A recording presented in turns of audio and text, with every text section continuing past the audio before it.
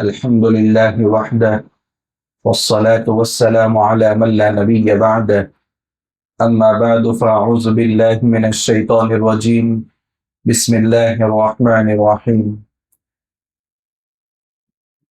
ولو يؤاخذ الله الناس بظلمهم ما ترك عليها من دابة ولكن يؤخرهم إلى أجل مسمى وقال الله تبارك وتعالى في مقام آخر وما أصابكم من مصيبة فبما كسبت أيديكم ويعفو عن كثير صدق اللہ مولانا العظیم۔ قابل احترام بزرگان دین، اس وقت ہمارے معاشرے میں جس قدر حالات کا رونا رویا جا رہا ہے اس سے کہیں زیادہ اہم ہے کہ اپنے اعمال کا رونا رویا جائے۔ حالات پر رونے والی قوم کبھی ترقی نہیں کرتی جب تک اعمال پر آنسو بہائے نہ جائے۔ اسلام اور برادری، ان دونوں میں بڑا فرق ہے۔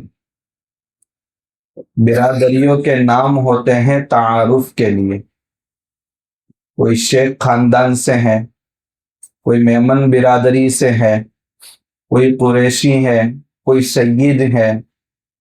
برادری کے لیے اتنی بات کافی ہے کہ آدمی اس خاندان میں پیدا ہو جائے، اس کے بعد اور کچھ اس کو کرنے کی ضرورت نہیں ہے۔ وہ کتنا بھی بدکار ہوگا مگر برادری سے وہ کٹے گا نہیں، اور کتنا بھی نیک بن جائے گا تو بھی اس کی وہ برادری باقی رہتی۔ اسلام کا معاملہ ایسا نہیں ہے۔ اسلام نام ہے اللہ تعالیٰ سے عہد کرنے کا، اسلام نام ہے اللہ تعالیٰ سے عہد و پیمان اور اقرار کرنے کا۔ دو باتوں کا بندہ اقرار کرے اور اس کے جتنے بھی لوازمات ہیں وہ سب اس کے اندر شامل ہو جائے۔ ہم نے جو اسلام میں داخل ہونے کے لیے کلمہ پڑھا ہے، یہ اسلام کا انٹری گیٹ ہے جس میں دو باتوں کا اقرار کرایا جاتا ہے۔ اس لیے اسلام اور برادری میں بڑا فرق ہے۔ مسلمان گھر میں پیدا ہو جانا، مسلمانوں جیسا نام رکھنا، یہ اہل اسلام کی شان نہیں ہے کہ اس کے باوجود وہ مسلمان باقی رہے۔ مسلمان کب باقی رہتا ہے؟ جب اس کا عہد و پیمان جو اس نے اللہ سے کیا ہے وہ باقی ہے تو مسلمان باقی ہے۔ عقائد اور اعمال کے بگاڑ پر وہ اسلام سے نکل جاتا ہے۔ اس لیے اسلام میں انٹری ڈور ایک ہے مگر ایگزٹ ڈور بہت زیادہ ہے۔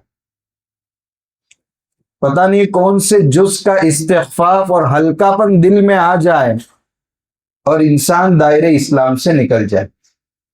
روزمرہ کی زندگی میں ہم دیکھتے ہیں زبان زد جملے ہیں کہ جن کی وجہ سے پتہ ہی نہیں ہے آدمی دائرے اسلام سے نکل چکا ہے۔ تو اسلام اور برادری میں بڑا فرق ہے۔ دو باتوں کا عہد و پیمان کیا ہے؟ میرا مالک، اس کائنات کا مالک اور اس کی پرورش کرنے والا خدا ایک ہے۔ سب چیزوں کا اس کائنات میں دھرتا کرتا اللہ ہی ہے، اور اس نے اپنے میسج کو بندوں تک پہنچانے کے لیے، چونکہ خدا کی ذات وراء الورا ہے، کمیونیکیشن ہر بندے کا اس سے ممکن نہیں ہے، لیکن زندگی گزارنا ہے اس کی مرضیات کے مطابق۔ اب وہ کون سے اعمال پر راضی ہوتا ہے، کون سے اعمال سے ناراض ہوتا ہے، وہ تو اس کے بتانے سے ہی معلوم ہوگا۔ تو وہ پیغامات پہنچانے کے لیے وہ اپنے بندوں میں سے کچھ بندوں کا انتخاب کرتا، اور ہم نے جس نبی کا کلمہ پڑھا ہے وہ اس کے نبی بھی ہیں، اس کے رسول بھی ہیں، اور آخری رسول بھی۔ یہ دو باتوں کا عہد و پیمان کرنے کے بعد آدمی دائرے اسلام میں داخل ہوتا ہے۔ اگر ان میں سے کسی ایک بات سے بھی اس کا رشتہ کٹ جاتا ہے وہ اسلامی برادری سے خارج ہو جاتا ہے۔ تو ایک ہے ہمارے درمیان متعارف برادری جس سے تعلق اعمال کتنے بھی بگڑ جائے مگر برادری سے تعلق ختم نہیں ہوتا، مگر اسلام سے تعلق اسی وقت ختم ہو جاتا ہے جب اسلامی احکام میں سے کسی ایک حکم کے بارے میں آدمی بدظن ہو جائے یا اس کو ہلکا سمجھے یا اس کا مذاق اڑائے۔ یہ دو باتوں کے درمیان بنیادی فرق ہے۔ پہلی بات، اس وقت ہم دیکھ رہے ہیں کہ ہمارے معاشرے کا عمومی طبقہ بلکہ ہر ایک حالات کا رونا رو رہے، پریشانیاں اتنی ہیں، مصیبتیں اتنی ہیں، ظلم اتنا ہو رہا ہے، ہر طرف لوگ مظلوم ہی نظر آ رہے ہیں۔ اللہ کے نبی صلی اللہ علیہ وسلم کے ارشاد کا خلاصہ یہ ہے، اعمالکم عمالکم، تمہارے جو حاکم ہے وہ تمہارے اعمال کی شکلیں ہیں۔ اب اس سے اندازہ لگائیے کہ کسی اور کو کوسنے کے بجائے اپنے اعمال پر آنسو بہانے کی ضرورت ہے کہ میں نے کیسے اعمال تیار کر رکھے کہ حکام کی شکل میں وہ بگڑی ہوئی شکلیں نظر آ رہی ہیں، یہی تو میرے اعمال ہیں۔ اس لیے حالات پر رونے کے بجائے کبھی غور کر لیا جائے کہ معاشرے میں جو اعمال کا بگاڑ ہے وہ کس درجہ بڑا ہوا۔ اس لیے قرآن کریم کی دو آیت میں نے آپ کے سامنے پڑھی ہیں، وَلَوْ يُؤَاخِذُ اللَّهُ النَّاسَ بِظُلْمِهِمْ، اگر اللہ ظلم کی بنیاد پر انسانوں کی پکڑ کرنا چاہے، مَا تَرَكَ عَلَيْهَا مِن دَابَّةٍ، کوئی جانور اس سرزمین پر باقی نہ رہے۔ تو حالات تو بہت کم ہیں، اس سے بھیانک اعمال بگڑے ہوئے۔ تو رونا حالات پر نہیں بلکہ اعمال کی بگاڑ پر ہونا چاہیے۔ وَمَا أَصَابَكُم مِّن مُّصِيبَةٍ فَبِمَا كَسَبَتْ أَيْدِيكُمْ، تمہیں جو بھی مصیبت پہنچتی ہے وہ تمہارے کرتوت کی بنیاد پر پہنچتی۔ ظَهَرَ الْفَسَادُ فِي الْبَرِّ وَالْبَحْرِ بِمَا كَسَبَتْ أَيْدِي النَّاسِ، جو فساد خشکی میں ظاہر ہو، جو فساد سمندر کے اندر ظاہر ہو، وہ لوگوں کے اعمال کی بگاڑ کی بنیاد پر ظاہر ہوتا ہے۔ یہ تو قرآن کہہ رہا ہے۔ ہاں، آزمائش بھی ہوتی ہے، ہر بار ایسا نہیں ہوتا کہ انسان پر حالات اس کے گناہوں کی بدولت ہی آتے ہیں۔ حضرات صحابہ کرام کو بھی اللہ نے آزمایا، مگر وہ آزمائش مرتبے کو بلند کرنے کے لیے آتی۔ انسان دیندار ہوتا ہے، 100% نماز کا، روزے کا، زکوٰۃ کا، حج کا پابند ہے، اور اس کے باوجود اس کو دقتیں آ رہی ہیں، تو یہ اعمال میں درجات میں بلندیوں کا ذریعہ بن جاتی۔ لیکن عمومی احوال ہم دیکھ رہے ہیں، کفا بنفسک الیوم علیک حسیبا، آج کیوں نہ ہم اپنے اعمال کا ہی جائزہ لے لیں۔ اللہ کے نبی صلی اللہ علیہ وسلم نے کتاب الایمان کے تعلق سے جو بھی احادیث بیان فرمائی ہیں، ان میں بنیادی حدیث جو زبان زد بھی ہے، بنی الاسلام علی خمس، اسلام کی بنیاد 5 چیزوں پر، شہادت اللہ الہ الا اللہ وان محمد رسول اللہ۔ ان 2 اجزاء سے مل کر کے انسان دائرہ اسلام میں داخل ہوتا ہے۔ وَإِقَامِ الصَّلَاةِ وَإِيتَاءِ الزَّكَاةِ وَصَوْمِ رَمَضَانَ وَالْحَجِّ، ان میں جو اخیر کے 4 بنیادی عمل کا ذکر کیا گیا، ان میں سب سے پہلی چیز ہے نماز۔ آج ہم اپنی قوم کی نماز جو اسلام کا بنیادی حکم ہے اس کا جائزہ لیوے۔ جمعہ کا دن اور فجر کی نماز، ان دونوں کا تناسب آپ دیکھیں تو کتنے حضرات ہیں جو نماز کا اہتمام کرتے۔ کیا اس بدعملی پر ہمیں اللہ کے سامنے آنسو بہانے کی ضرورت نہیں؟ قرآن کریم میں بہت سارے احکامات اللہ نے بیان فرمائے۔ نماز کے لیے اللہ تعالیٰ نے 73 مقامات کا انتخاب کیا جہاں نماز کا تاکیدی حکم دیا۔ وَأَقِیمُوا الصَّلَاةَ، نماز کا اہتمام کرو۔ کامیاب وہ لوگ ہیں جن کی زندگیوں میں نمازوں کا اہتمام۔ اللہ کے نبی صلی اللہ علیہ وسلم کے دنیا سے پردہ فرما جانے کا جب وقت قریب آیا تو ایک باپ جب اپنے بیٹے کو رخصت کرتا ہے تو کس طرح کی نصیحتیں کرتا ہے۔ آقا ایک ایک بات کی طرف امت کو توجہ دلا رہے، حتیٰ کہ حجۃ الوداع میں حضور نے فرمایا تھا خذوا عنی مناسککم، بہت ممکن ہے آئندہ ہماری ملاقات نہ ہو، حج کے ارکان کو بہت اچھے سے میرے سے سیکھ لو۔ آپ اسی احوال میں فرما رہے الصلاۃ وما ملکت ایمانکم، نمازوں کا خوب خیال رکھنا اور اپنے ماتحتوں کا بھی خوب خیال رکھنا۔ یہ آپ کی نصیحت اس وقت ہے کہ آپ کے دل میں کتنی اہمیت ہے۔ ایک موقع ایسا آیا بیماری کے ایام میں 2 آدمیوں کے سہارے آپ کو گھسیٹ پر آنا پڑا، جبکہ آپ کی مغفرت کا اعلان ہو چکا ہے، لیکن یہ امت کو بتا رہے کہ بخشے بخشائے نبی کے لیے بھی نماز کے دل میں اتنی اہمیت ہے، تو تمہیں تو کتنا اہتمام اس کا کرنا چاہیے۔ میدان جنگ کے مواقع آئے مدنی دور میں، غزوہ بدر سے ابتدا ہوئی ہے، 21 سے 27 غزوات ہوئے اور سرایا تو نہ معلوم کتنے ہیں۔ سامنے دشمن ہے، تلوار اور نیزے کے سائے میں نماز کا حکم نازل ہو رہا ہے کہ یہاں پر بھی اور ایسے بھیانک میدان میں بھی نماز چھوڑنے کا حکم نہیں۔ اس نماز کو صلاۃ الخوف کہتے ہیں، جس کا ذکر 5ویں پارے میں ہے۔ کیسے نماز پڑھیں گے اس کا بھی طریقہ سکھایا۔ ایک امام ہوگا، نماز پڑھائے، 1 رکعت مکمل کر کے یہ جماعت چلی جائے، پہرا دے، وہ جماعت آئے، امام اپنی دوسری رکعت مکمل کرے اور یہ جماعت اپنی پہلی رکعت مکمل کرے، پھر یہ اپنی دوسری مکمل کرے اور یہ جو پہلی پڑھ کر گئے ہیں وہ اپنی دوسری رکعت وہاں جا کے مکمل کریں گے۔ اس کے بہت سارے طریقے احادیث کے اندر ذکر کیے گئے ہیں، جس کو صلاۃ الخوف کہا گیا۔ تو یہ عمل تو ایسا ہے کہ جو کسی حالت میں معاف نہیں ہے۔ کھڑے ہو کر نہیں پڑھ سکتے تو بیٹھ کر پڑھیے، بیٹھ کر نہیں پڑھ سکتے تو لیٹ کر اشارے سے پڑھیے، مگر کسی حال میں نماز معاف نہیں۔ اس بنیادی عمل کا ہماری زندگی میں کتنا اہتمام ہے، حتیٰ کہ اللہ کے نبی صلی اللہ علیہ وسلم کی مشہور روایت آپ نے سنی ہوگی۔ حضور فرما رہے ہیں، میرا دل چاہتا ہے کہ جب نماز کے لیے اذان ہو جائے تو مسجد میں کسی کو حکم کروں کہ نماز شروع کرے، اور میں ان لوگوں کے گھروں کی طرف چل دوں جو سوئے پڑے رہتے ہیں اور ان کے گھروں کو آگ لگا۔ اگر مجھے عورتوں اور بچوں کا اندیشہ نہ ہوتا تو میں یہ کر لیتا۔ اتنا تاکیدی حکم ہونے کے باوجود 80% سے زیادہ مسلمان بے نمازی کی حالت میں زندگی گزار۔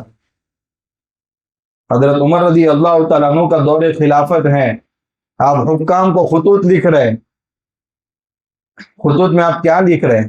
گورنری کیسے کرنا ہے، حاکمیت کیسے چلانا ہے۔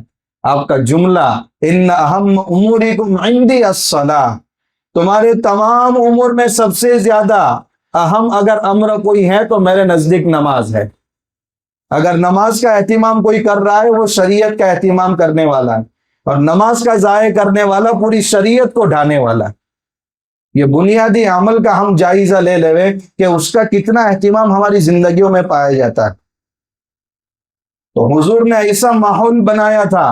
حضرت عبداللہ ابن مسعود رضی اللہ تعالیٰ عنہ فرماتے ہیں کہ منافق کی بھی ہمت نہیں ہوتی تھی کہ مسجد سے غیر حاضر رہے۔ جس کے دل میں کفر چھپا ہوا ہے اس کی بھی ہمت نہیں ہوتی تھی کہ مسجد سے غیر حاضر رہے۔ حضرت سلیمان رحمت اللہ علیہ، حضرت عمر رضی اللہ تعالیٰ عنہ نگرانی کیا کرتے تھے، فجر کی نماز میں نہیں دکھے، گئے ان کے گھر، ان کی والدہ کا نام تھا شیفا، فرمایا بیٹا فجر میں نہیں دکھا، کیا بات ہے؟ کہ امیر المومنین رات بھر نفلیں پڑھتا رہا، جب فجر کا وقت ہوا تو آنکھ لگ گئی۔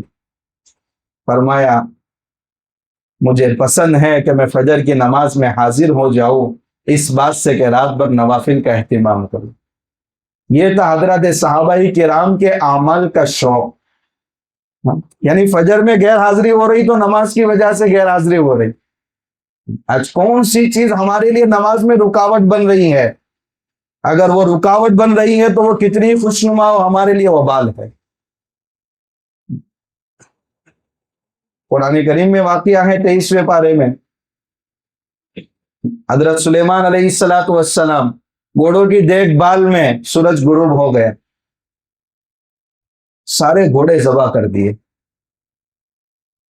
ان کی شریعت میں حلال تھا گوشت، لیکن یہ گھوڑوں پر ہاتھ پھیرنا، یہ خوشنما مال میرے لیے نماز کی رکاوٹ بن گیا۔ میرے دل میں اس کی اتنی اہمیت ہے۔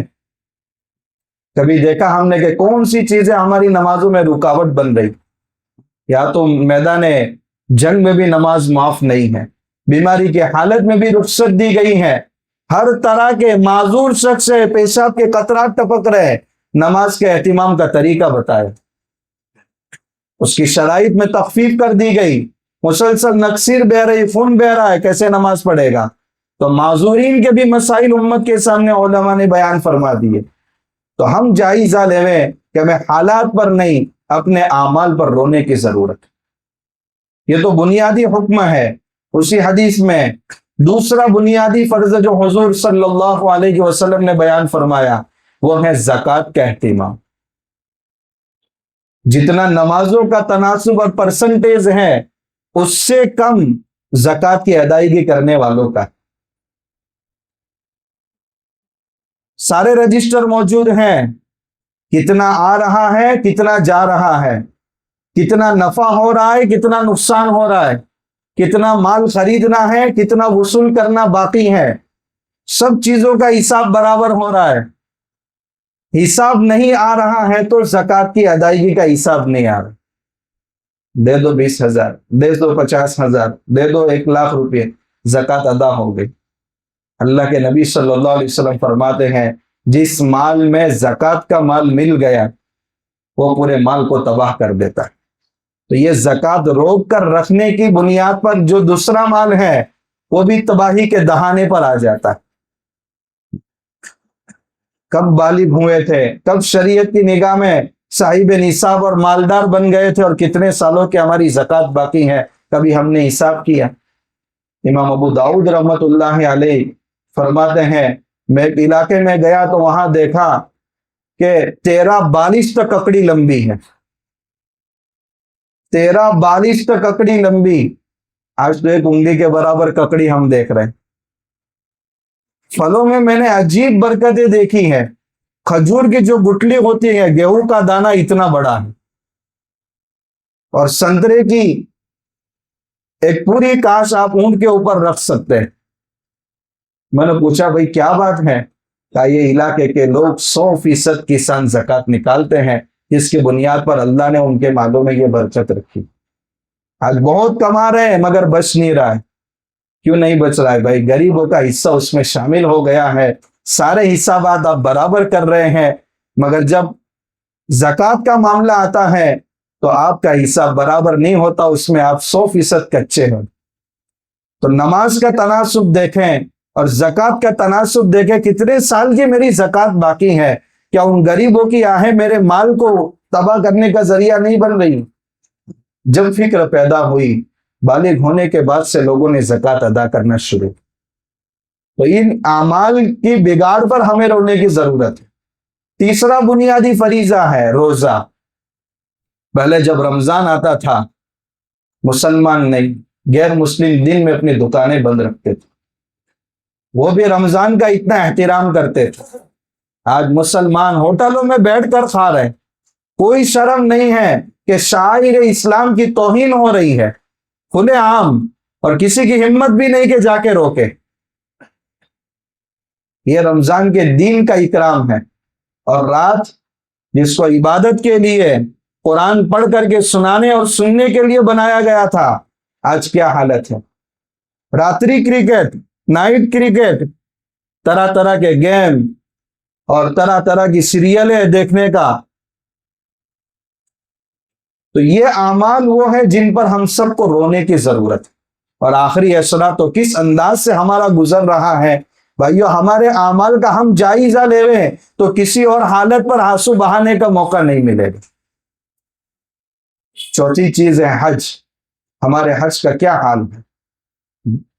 مکان برابر خریدا جا رہا ہے، دکان کی خریداری برابر ہو رہی ہے، مکان کی تعمیر کا کام ہو رہا ہے، شادیوں میں اچھے خاصے ولیمے ہو رہے ہیں، مگر حج کی ادائیگی کی فکر پیدا نہیں ہو رہی۔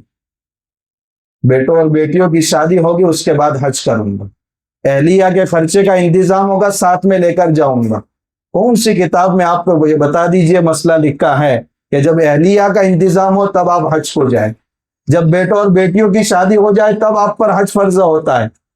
آپ خود اتنی رقم کے مالک بن گئے کہ آپ بہت آسانی سے وہاں جا کر واپس آ سکتے ہیں، اور اپنے ماتحتوں کا اتنے دنوں کا خرچ چھوڑ کر کے جا سکتے ہیں، آپ پر حج فرض ہو گیا، پھر اس کے بعد کس کی تاخیر ہو رہی؟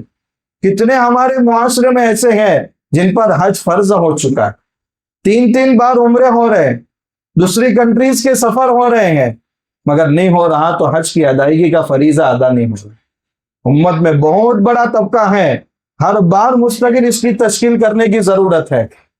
کتنے لوگ ایسے ہیں کہ بغیر حج کے دنیا سے جا رہے ہیں، کتنی خطرناک وعید ہے، ہم سب نے حدیث کے اندر سن رکھی۔ تو یہ بنیادی اعمال جس کا ہم جائزہ لیویں تو ہمیں ان اعمال پر رونے کی ضرورت ہے کہ یہ حالات، یہ مصیبتیں، یہ پریشانیاں یہ اس وجہ سے ہے کہ ہمارے اعمال بھیانک ہیں، ہمارے اعمال بگڑے ہوئے ہیں۔ صدقۃ الفطر، کسی کو بھی پوچھیں آپ صدقۃ الفطر نکالتے ہیں؟ میرے اوپر صدقۃ الفطر واجب ہے اور میں ہر سال عید کے موقع پر صدقۃ الفطر نکالتا ہوں، الحمدللہ اس میں تو آگے۔ لیکن جب یہی بات پوچھی جائے بھئی آپ قربانی کرتے ہیں، میرے اوپر قربانی نہیں۔ بھئی مسئلہ دونوں کا ایک ہی ہے، جس کے اوپر صدقۃ الفطر واجب ہے اس کے اوپر قربانی بھی واجب، اور وہ شخص زکوٰۃ بھی نہیں لے سکتا۔ یہ تینوں مسئلے کا نصاب سیم ہے، ضرورت سے زیادہ اتنا مال آپ کے پاس ہے کہ 612 گرام 350 ملی گرام چاندی خرید سکے یا اس کی قیمت آپ کے پاس ہو تو آپ صاحب نصاب ہیں، آپ زکوٰۃ لے نہیں سکتے، آپ کے اوپر صدقۃ الفطر بھی واجب ہے اور قربانی بھی واجب۔ صدقۃ الفطر تو ادا ہو رہا ہے مگر قربانی ادا نہیں ہو رہی۔ تو یہ موٹے موٹے اعمال ہیں جن کا ہم جائزہ لیویں تو لگتا ہے کہ ہمارے اعمال بہت زیادہ بھیانک۔ کچھ اعمال ایسے ہیں جن سے اللہ تبارک و تعالیٰ نے رکنے کا حکم دیا اور ہم عمومی جائزہ لیویں کہ اس سے ہم اپنے آپ کو کتنا بچا پاتے۔ انما الخمر والمیسر والانصاب والازلام رجس من عمل الشیطان۔ چند ہی چیزوں کا ذکر کرتا ہوں۔ شراب نوشی یہ شیطانی عمل ہے، اس سے بچو۔ آج دیکھا جا رہا ہے کہ مسلمانوں میں بٹ لیگروں کا اضافہ ہو رہا، جوان بوڑھے عورتیں تک اس کے اندر مبتلا نظر آ رہی ہیں۔ شراب بیچنے والا، شراب خریدنے والا، شراب بنانے والا سب لعنت کے مستحق ہو رہے۔ ایک بندہ اسی شراب کی دکان میں کام کر رہا ہے، آیا کوئی کھانا کھانے کے ساتھ شراب چاہیے، سیٹ نوکر کو کہہ رہا ہے ان کو شراب پلاؤ۔ یہ شراب پینے والا بھی لعنت کا مستحق، پلانے والا بھی مستحق، پلوانے والا بھی مستحق، یہ تینوں لعنت کے مستحق ہو رہے۔ اب ظاہر سی بات ہے وہ آقا جو امت کے لیے راتوں کو رویا کرتے تھے، جب شراب نوشی میں امت مبتلا ہوگی، اور ایسا نہیں کہ وہ صرف اپنی زندگی برباد کر رہے، اپنی آخرت برباد کر رہے، معاشرے کے کتنے لوگوں کو برباد کر رہے، کتنی عورتیں پریشان ہیں گھروں کے اندر، بچہ اس عادت میں مبتلا ہے، شوہر اس عادت میں مبتلا ہے، والد اس حالت میں مبتلا ہے، یا بیٹا اس حالت کے اندر مبتلا ہے کہ منشیات کا رواج، نشہ، اس کا رواج بہت زیادہ بڑھتا جا رہا ہے اور معاشرے کے اندر یہ لعنت بہت زیادہ عام ہوتی جا رہی۔ کیسے ماحول کو بدلے؟ ہم عمل کا رونا ہی نہیں روتے۔ کیا آپ نے مدنی دور نہیں دیکھا؟ وہ حضرات صحابہ کرام پیدا ہوتے ہی دودھ اور پانی کے ساتھ شراب پینا ان کی گھٹی میں پڑا ہوا تھا۔ حضرت انس رضی اللہ تعالیٰ عنہ فرماتے ہیں، میرے سوتیلے والد حضرت ابو طلحہ انصاری رضی اللہ تعالیٰ عنہ، گھر میں دعوت ہے، میں چھوٹا بچہ ہوں، سب کو شراب پلا رہا ہوں، اچانک باہر کوئی اعلان کر رہا ہے، گھر میں اعلان کی کبھی آواز نہیں سنائی دیتی، مجھے والد نے بھیجا کس بات کا اعلان ہو رہا ہے، باہر گیا تو اعلان تھا کہ آج سے شراب حرام کر دی گئی، اندر آیا اور بتایا کہ آج سے شراب حرام کر دی گئی، سارے مٹکے مدینہ کے گلیوں میں بارش کے پانی کی طرح بہہ رہے۔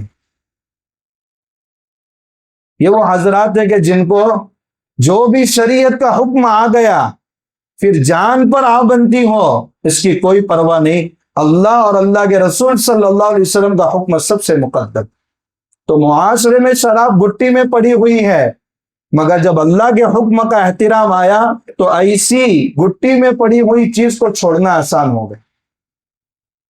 تو آج ہم اپنے اعمال پر اگر رونا شروع کریں تو یہ ساری نشیلی چیزیں کیوں ہمارے معاشرے سے ختم نہیں ہو سکتی؟ ایک اور مسئلہ بڑھتا جا رہا ہے، سود خوری کا۔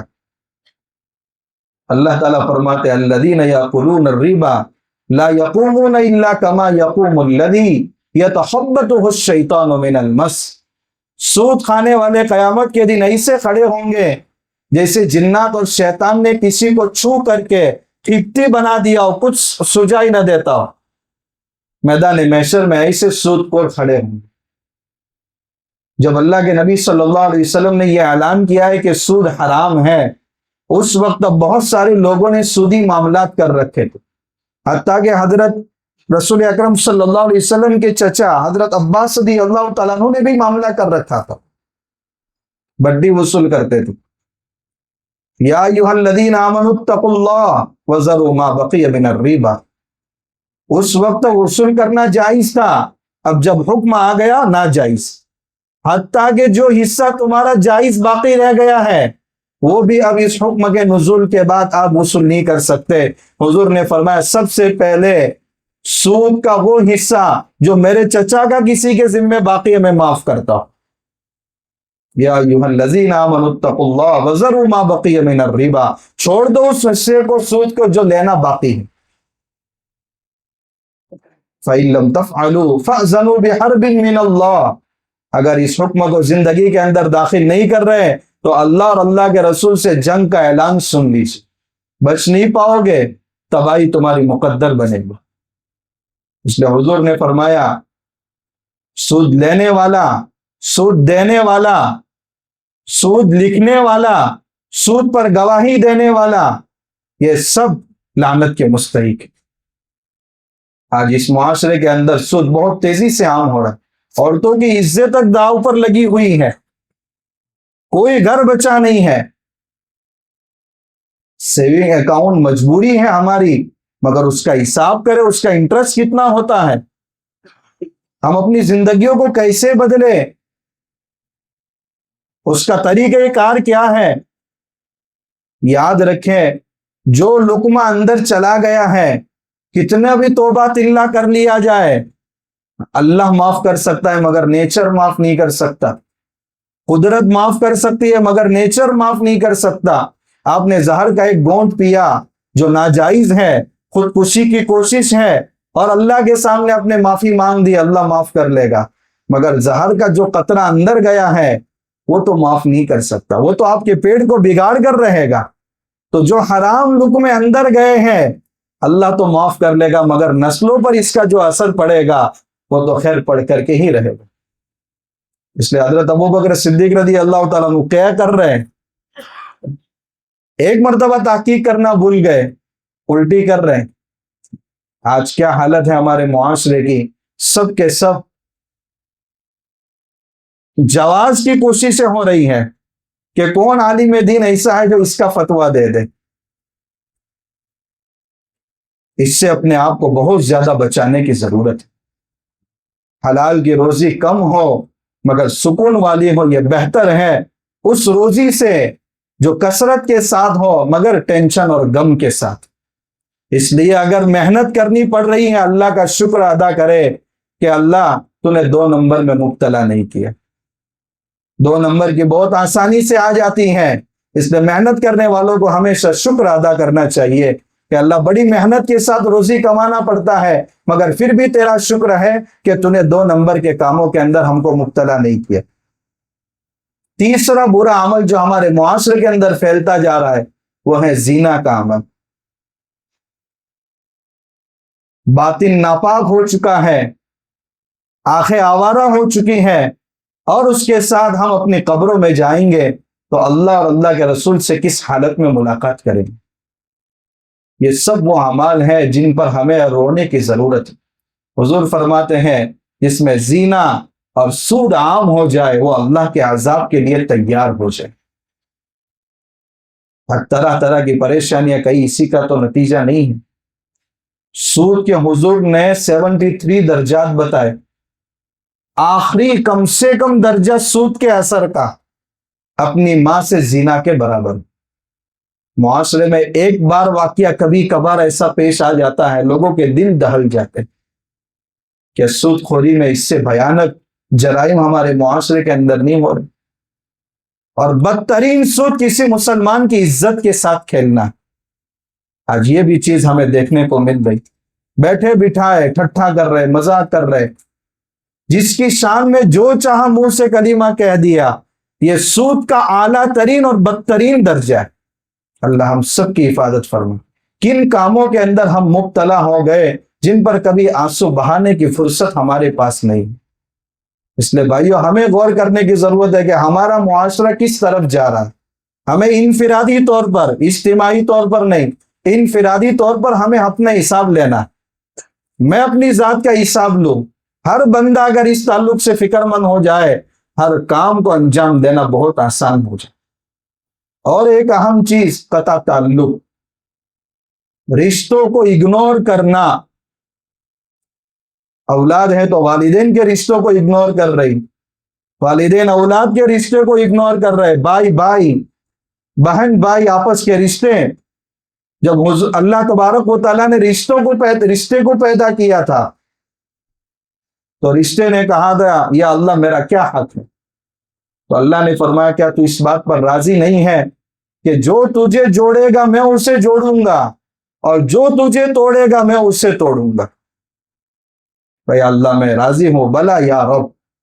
اللہ نے فرمایا تھا، وہی گارنٹی ہے، جو تجھے جوڑے گا میں جوڑوں گا، اور جو تجھے توڑے گا میں اسے توڑوں گا۔ کتنے دن ہو گئے بھائی سے بات نہیں ہوئی، کتنے دن ہو گئے ماں باپ سے بات نہیں ہوئی۔ ایک روایت اخیر میں سناتا ہوں ترمذی شریف کی، اللہ کے نبی صلی اللہ علیہ وسلم فرماتے ہیں، جب 15 کاموں کے اندر میری امت مبتلا ہو جائے گی تو پھر مصائب کا انتظار کرو، زمینوں میں دس جانے کا انتظار کرو، سرخ آندھیوں کا انتظار کرو جس میں آگ برسے گی، صورتوں کے بدل جانے کا انتظار کرو۔ فرمایا، اذا کان المغنم دولا، جب مال غنیمت کو اپنی دولت سمجھا جائے گا، جو مال اللہ کا ہے اس کو اپنی ملکیت سمجھا جا رہا ہے، والامانۃ مغنما، اور امانت کو مال غنیمت سمجھ کر ہڑپ کر دیا جائے گا، والزکوٰۃ مغرما، اور زکوٰۃ کو ٹیکس سمجھا جائے گا۔ کون سا ٹیکس ایسا ہے جو زکوٰۃ سے کم ہو؟ زکوٰۃ سال میں ایک مرتبہ ہے، پورا مال اللہ نے دیا ہے، 97.5% تمہارے پاس رکھنا ہے، 2.5% اگر مالدار ہے تو ان شرائط کے ساتھ دینا ہے۔ اس کے باوجود اگر ٹیکس تو برابر ادا کر رہا ہے مگر نہیں ادا کر رہا ہے، تو زکوٰۃ ادا نہیں کر رہا ہے، تو پھر انتظار کرے۔ وَأَطَاعَ الرَّجُلُ زَوْجَتَهُ وَعَقَّ أُمَّهُ، جو اپنی بیوی کی فرما برداری کرتا ہو اور ماں کی نافرمانی کرتا ہو، عذاب کا انتظار کرو۔ وَبَرَّ صَدِيقَهُ وَجَفَا أَبَاهُ، جو اپنے دوست کا تو بہت خیال رکھتا ہو مگر والد کے ساتھ ظلم کر رہا ہو، پارٹیوں پر پارٹی چل رہی ہے، فنکشن پر فنکشن چل رہے، یا باپ کو وقت دینے کو تیار نہیں، منع نہیں ہے لیکن دونوں کے حقوق کا خیال رکھنا۔ وَارْتَفَعَتِ الْأَصْوَاتُ فِي الْمَسَاجِدِ، جب مسجدوں میں آواز بلند ہونے لگے تو بھی اس کا انتظار کرو۔ وَكَانَ زَعِيمُ الْقَوْمِ أَرْذَلُهُمْ، اور قوم کا ذمہ دار سب سے ذلیل بنا دیا جائے، یعنی ذلیل شخص کو وہ عہدہ دے دیا جائے، تو بھی اس عذاب کا انتظار کرو۔ اب لیڈرشپ جن لوگوں کے ہاتھ میں ہے، کیا ان عہدوں کے حل نظر آ رہے ہیں؟ وَأُكْرِمَ الرَّجُلُ مَخَافَةَ شَرِّهِ، آدمی کو سلام اس لیے کیا جائے کہ اس کے شر سے بچا جائے۔ ڈر ہے کہ ان کو سلام نہیں ماریں گے تو پتہ نہیں یہ صاحب کیا کریں، یہ مجبوری کا سلام ہے، یعنی ان کو سلام مارنا پڑے گا، مجبوری کا سلام ہے یہ۔ وَشُرِبَتِ الْخُمُورُ، اور شراب پی جانے لگے، وَلُبِسَ الْحَرِيرُ، اور ریشم پہنا جانے لگے۔ مردوں نے سونا پہننا شروع کر دیا، ریشم کے کپڑے پہننا شروع کر دیے۔ حضور فرما رہے ان 15 باتوں میں سے جو بھی بات پیدا ہو جائے انتظار کرو۔ وَاتَّخَذَتِ الْقَيْنَاتُ وَالْمَعَازِفُ، गाने गाने वालियां और गाना बजाने के आलात की कसरत हो जाए, इंतजार करो अल्लाह की तरफ से सुर्ख आंधी का। आज देख रहे 15 अगस्त आ रही, स्कूलों में क्या तमाशे हो रहे। बेगैरत है वो माँ बाप जो अपनी बच्चियों को स्टेज पर डांस करते हुए देखकर खुश हो रहे हैं। क्यों हिस्सा दिलवा रहे हम लोग? लौला यनहाहुमुर रब्बानिय्यून वल अहबार अन कौलिहिमुल इस्म, कोई नहीं है जो इस गुनाह से रोके। क्या तमाशे हो रहे हैं। हुजूर फरमा रहे हैं आज हमारी बच्चियां बालिग होने के बाद जिनको पर्दे का हुक्म है और बेहयाई के प्रोग्रामात हो रहे हैं, यह कयामत की निशानियों में से नहीं है तो और क्या है। वलईन आखिर हाज़िहिल उम्मा अव्वलहा, जब इस उम्मत का आखिरी तबका उम्मत के पहले तबकों पर लान तान करने लगे। आज देखा जा रहा है हजरत सहाबाए किराम के बारे में जुमले कसना, हजरत अमीर मुआविया रदी अल्लाह तआला अन्हु की शान में गुस्ताखी करना, हजरत अबू हुरैरा रदी अल्लाह तआला अन्हु को नऊजुबिल्लाह दरबारी मुल्ला कहना, ये बहुत जबान जद हो रहा है हमारी नौजवानों पर। हुजूर ने फरमाया था इस उम्मत का आखिरी तबका जब पहले तबके पर अपनी जबान दराजी करेगा, अइम्मे मुज्तहिदीन इमाम अबू हनीफा, इमाम मालिक, इमाम शाफी, इमाम अहमद बिन मोहम्मद बिन हम्बल रहिमहुल्लाह, जिनको अल्लाह ने बड़ा मकाम दिया, कुरान और सुन्नत में अल्लाह ने जिनको गहराई और गिराई अता फरमाई, नमाज के फराइज मालूम नहीं है और जुबानें फुल रही हैं ऐसे नेक बंदों के खिलाफ। फल्यर्तक़िबू इंद ज़ालिक रीहन हमरा, इंतजार करो सुर्ख आंधी का, और खस्फन या जमीन में धसाए जाने का, और मस्खन या सुरतों के बदल दिए जाने का। याद रखे अल्लाह ताला से किसी से कोई रिश्तेदारी नहीं है। हजरत उमर रदी अल्लाह ताला अन्हु जब हजरत अब्दुल्लाह इब्न अमर इब्न आस रदी अल्लाह ताला अन्हु को एक इलाके की तरफ रवाना कर रहे थे, फरमाया हजरत आप हुजूर के मामू हैं, क्योंकि कबीले बनु ज़हरा से उनका ताल्लुक था और हुजूर की वालिदा का भी ताल्लुक उसी कबीले से था। इस एतबार से वो हुजूर को रिश्ते में मामू लगते थे। रवाना करते हुए अमीरुल मोमिनीन फरमा रहे हैं आप हुजूर के मामू हैं, आप हुजूर के जलीलुल क़द्र सहाबी हैं, मगर इससे धोखे में मत पड़ना, अल्लाह से कोई रिश्तेदारी नहीं है किसी की। वहां तो इताअत से इज्जत का मकाम मिलता है और नाफरमानी से अल्लाह जिल्लत के गारों में गिरा देता। इसलिए भाइयों हमें सोचने की जरूरत है, हम में से हर एक को सोचने की जरूरत है कि नमाज का कितना एहतिमाम है, ज़कात की अदायगी कैसे हो रही है, मेरे ऊपर हज फर्ज हो चुका या नहीं हो चुका, शराब नोशी, जीना, बदनिकाही, पाक दामनी हमारी जिंदगियों में कितनी है, हमें इससे तौबा करने की जरूरत है। इंशाअल्लाह आमाल पर अल्लाह के सामने अगर रोना नसीब हो गया, हालात का सुधार आमाल पर मौकूफ है। अगर आमाल का सुधार आया तो हालात का सुधार जरूर आएगा। अल्लाह तबारक व ताला हम सबको अपने अपने आमाल का जायजा लेने की तौफीक अता फरमाए, और जो कोताहियां हमसे हो गई अल्लाह तबारक व ताला उनसे कुल्ली तौबा करने की तौफीक अता फरमाए। पाक दामनी की इफ़्फ़त वाली अल्लाह हम सबको जिंदगी गुजारने की तौफीक अता फरमाए। व आखिर दावाना अनिल हम्दुलिल्लाहि रब्बिल आलमीन। जिन हजरात की सुन्नतें बाकी अदा फरमाए।